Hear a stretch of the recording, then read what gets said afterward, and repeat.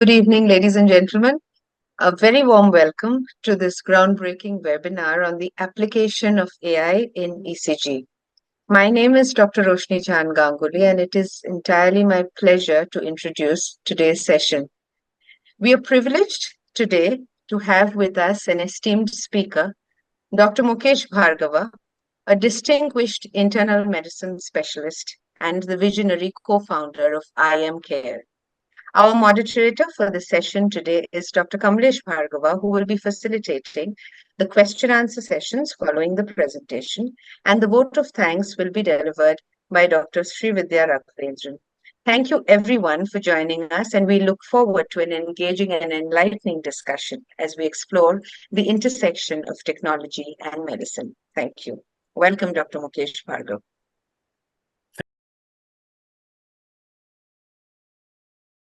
I have a bit of curiosity. Dr. Mukesh, if you can share the ECGs which you had put on ChatGPT, because we could see that you're sharing, but the image was not clear. We couldn't Oh, okay. see. So then we could maybe read the ECGs and. Sure. So this is the pace rhythm ECG. Mm-hmm. So these are the ECGs I just snipped and clean, nice looking ECGs, and one after the other in my experiment, put it in and seeing whether it works or not. Staff while doing ECG, what about such ECG interpretation? So human errors while recording an ECG, wrong leads, etc. I think that's what the question. Right. So we did try to see if it would catch a lead misplacement, or it will not on a consistent fashion. I would say it is not reliable enough to say that you can do a quality check whether the ECG was done correctly or not. It may pick it up, but it may miss it completely. So not really. So, for example, if if you put a positive AVR lead ECG just to check whether it's sensing that there's a wrong lead placement. I Right. mean, so will it tell us, or we haven't tried it as yet? I did try it. Yeah. Tried it twice to say, okay, can you tell me if the lead placement is correct? So if you specifically ask, is the lead placement Right. correct? Then it will do it. Or if you say, why is the lead AVR, why is the AVR positive? Do you think it could be lead misplacement? It will give you a differential. Yes, it could be lead misplacement. It could be dextrocardia. It could be whatever it would. And that would be an accurate differential because it would not want to commit. Now, if you said you did present with the ECG some clinical history, then it does become more sophisticated in giving you the answers. So if you presented it a right bundle branch block and say, this is a 30-year-old person who had an ECG who's completely asymptomatic, could you interpret it for me? It may recognize the right bundle branch block, but it'll say it's usually benign and it'll give its own commentary. If you said this is a 35-year-old woman with shortness of breath and a swollen leg and what have you, it will give you a larger and a more clinically relevant differential diagnosis that this could be right bundle branch block, secondary to pulmonary embolism, and the swollen leg maybe TBT or what have you. So it will help you do that. So again, the prompts are really important. This is not just point and shoot. You have to really frame the context in and then go from there.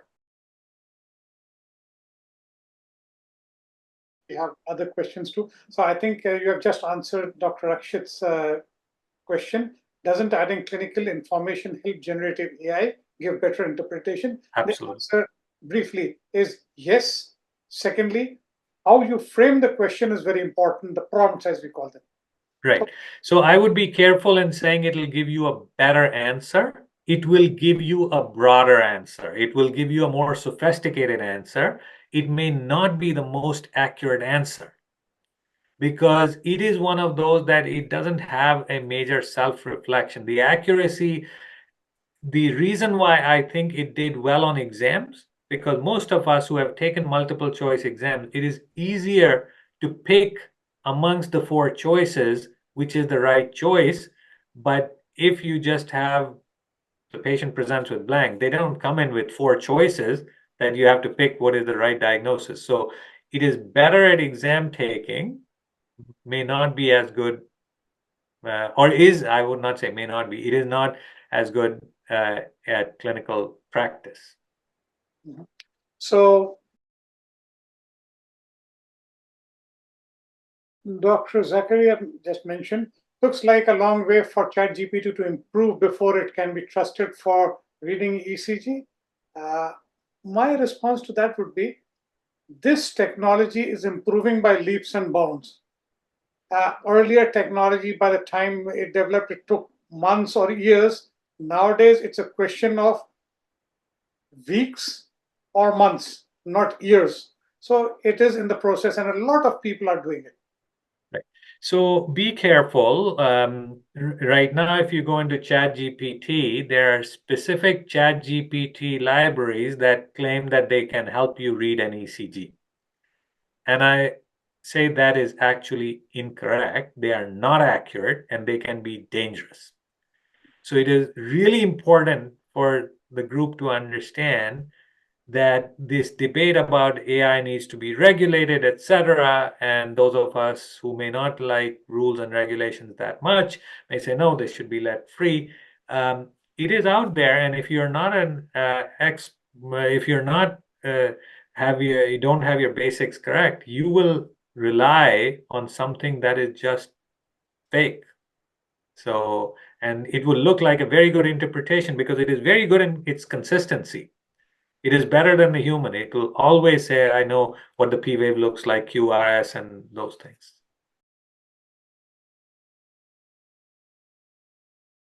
Thank you. So another comment was that Dr. Vandana has mentioned, I think for people who are naive to ECG, it's a good means, and I would complete the sentence to learn things like Mukesh just showed, P wave. You can get the differential diagnosis of all the P waves. And if you can read it that, oh, first of all, you need to identify this is the P wave and you are not mistaking it for the T wave. And then it is biphase or up or down and what's the length, duration, etc. Then it will give you an answer. The advantage of all this chat GPT, etc. is, number one, it does not judge you. It gives an answer. Because traditionally in education, and especially in India, asking questions is a big no-no, and you are looked down upon. Maybe things have changed now, but that's how I was taught. Oh, you don't know this. But ChatGPT is non-judgmental for all this. Would you like to add anything to that? So absolutely true, and I'll give you another experiment that we had done. I needed to learn about a subject matter, and it was cardiac amyloidosis. I was going to a talk, and there were articles on my desk to read. And what I did was uploaded those articles and said, now answer my question. How do you diagnose this? What are the tests I can run in the province of Ontario, Canada? What are the tests available to me? Who are the experts in this? Who has written papers on this topic? And it gave me answers that were contextual for me as a practicing clinician. And you can literally say to it, generate a syllabus for ECG learning for a medical student. Dr. Ghulam Mustafa says, so it's basically that we will have to do all the work. The answer is no. So let me let's not take away the credit where it is due. We uploaded a piece of paper, a picture. It was able to accurately recognize that it was an ECG. You show this piece of paper to a 8 or 10-year-old, they'll say, I don't know what this is. This is a colorful graph. So it was able to consistently recognize that this was an ECG, that there are PQRST waves, and this is what it is. It is able to do a whole lot as a machine that it takes a lot of training. All of us here in the room are a biased cohort in the sense that we know this stuff and we are expecting it to do more. So it is the ability to complete those. So the key is to stay tuned. And that is why I call that these talks that whenever I do are conversation starters. They are not the end. And if you think that we'll still have to do all the work, yes, still have to do all the work, but it may become easier than what it is now. So Dr. Vinod Kumar says, so till date, ChatGPT is learning tool and it cannot be used in clinical setting for diagnosis purposes. What I understand today from the talk, please correct me if I'm wrong.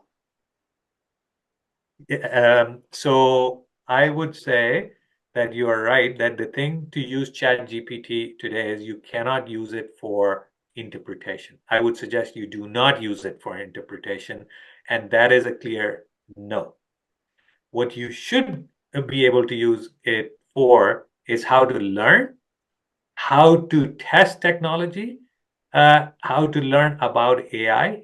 The reason why I did this, I wasn't trying to replace myself by using a chatbot. I was trying to say, what can it do? There are things that it can do quite well. It can take textual notes of yours, 5 doctors' notes, put it together and say, can you summarize what Kamlesh said, what Roshni said, what Dr. Kishore said? I'll take all their notes and say, can you say where they agree and where they disagree, where these 3 doctors disagree? So it is what you can use for now, but for interpretation part, that is why we had broken the talk into doing the ECG, learning the ECG, and then the second stream was analysis. Analysis is not ready for use. The way I understand it is, don't lose confidence, learn how to read the ECG, learn the PQRST and the various configurations, have confidence in yourself, and the example is yesterday's cricket match. There was a very classic study where it said it was trying to say whether it can read X-rays for pneumonia during COVID, and it labeled the hospital that had L, which was literally meant it was left side, but that was a hospital that was a COVID hospital and had more pneumonia patients, so it thought L was associated with pneumonia. All it was that this is the left side, so it made a very dumb mistake.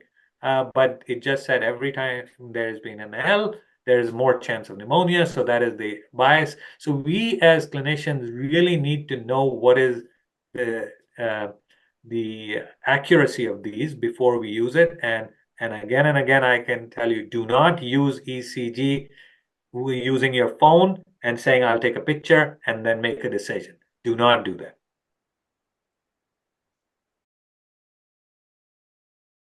So Manny has just mentioned, besides recognizing the power of AI, is this at present likely to save time for the practitioners?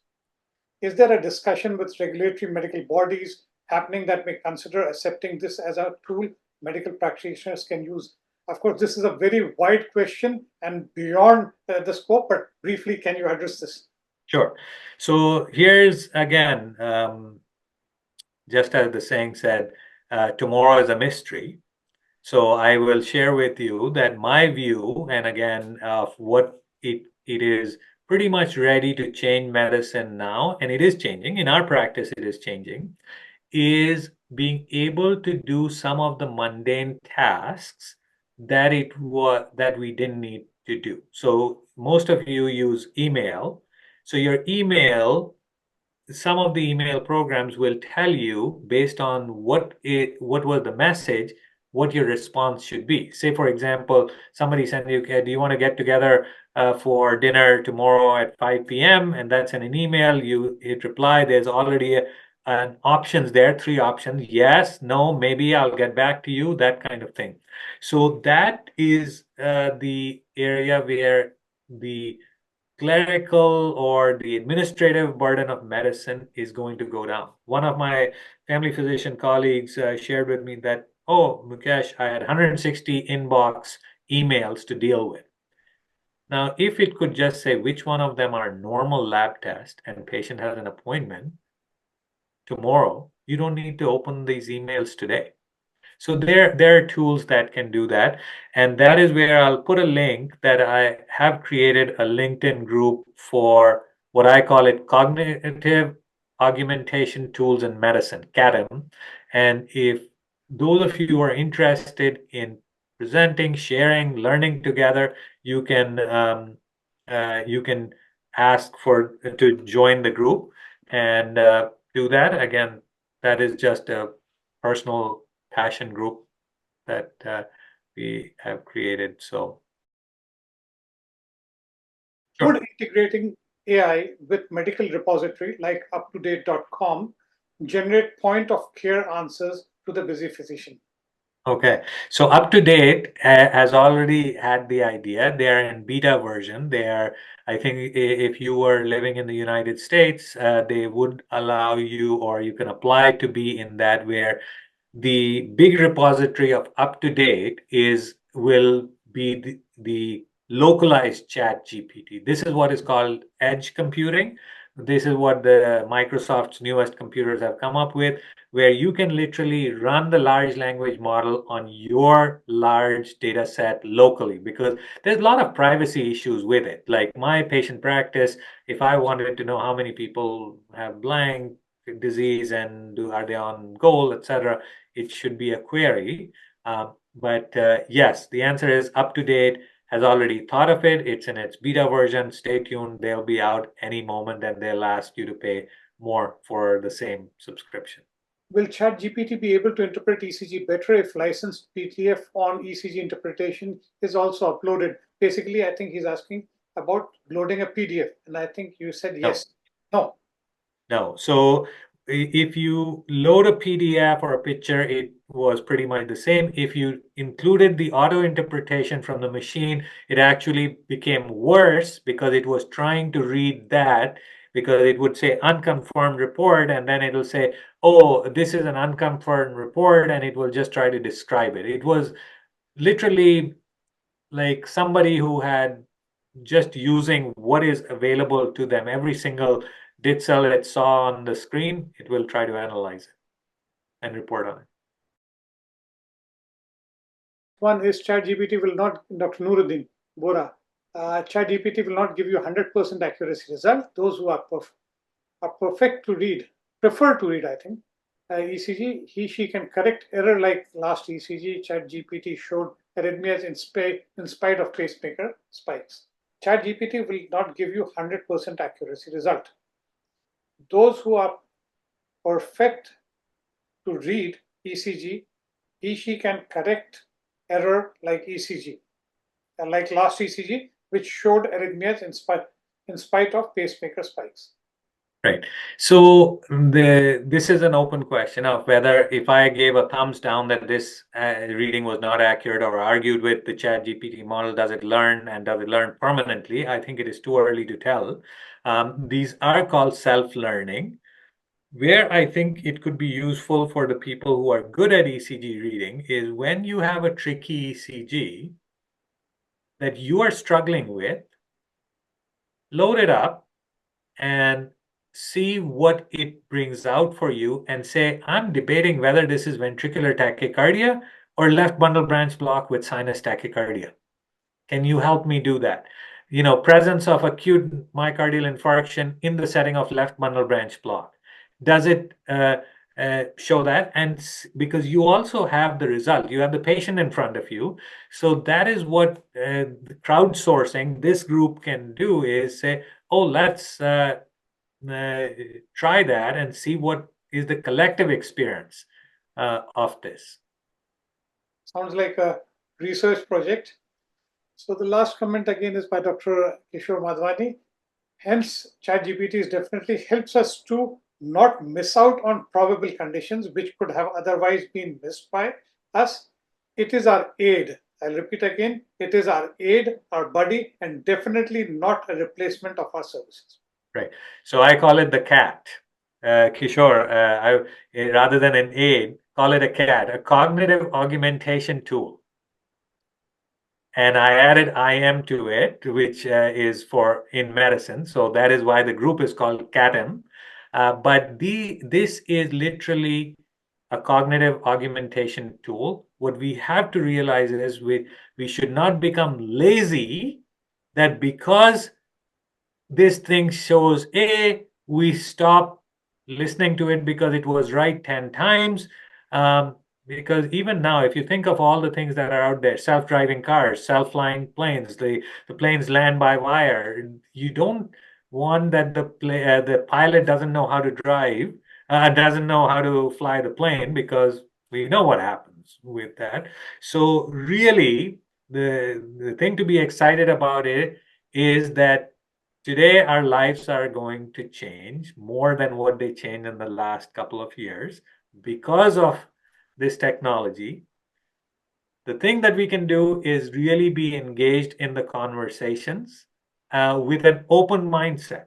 And I was getting nervous because the topic and how this talk was shared was that I'll get to know how to read ECGs using Chat GPT. And my conclusion was, no, you will learn how not to read ECGs using Chat GPT. That is a no-go for now, but you can learn how to read learn ECGs.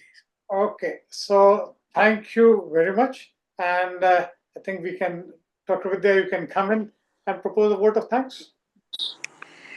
Thank you, Dr. Kamlesh.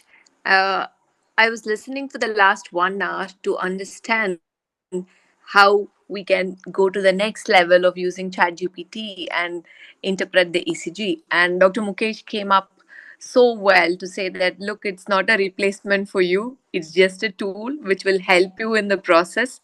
So we still have to use our brain, we still have to be very cautious, we still have to look at our patient, understand their clinical problems, interpret as we always do, but not to forget there are new tools available. Use those tools which will augment your clinical judgment and help in the treatment. So I think that's what we discussed in the last 1 hour. And thank you, Dr. Mukesh, an amazing set of examples you gave with the ECG with live demonstration, which made us realize that this can be done and this is what we should do, and we should keep our minds open. Of course, we are ready to join your LinkedIn group. And thank you so much for sparing your time, especially Sunday morning for you. And for all of us, I'm glad we postponed our session today so that we were all able to watch the cricket yesterday. And thank you to all the participants or the delegates who were there with us today. And we'll have few more sessions soon. And I'm sure Dr. Kamlesh and Dr. Roshni will be there with us and guide us for the next step. Thank you all for joining us today. Thank you. Thank you very much. Thank Thank you. you. Thank you so much. Bye-bye.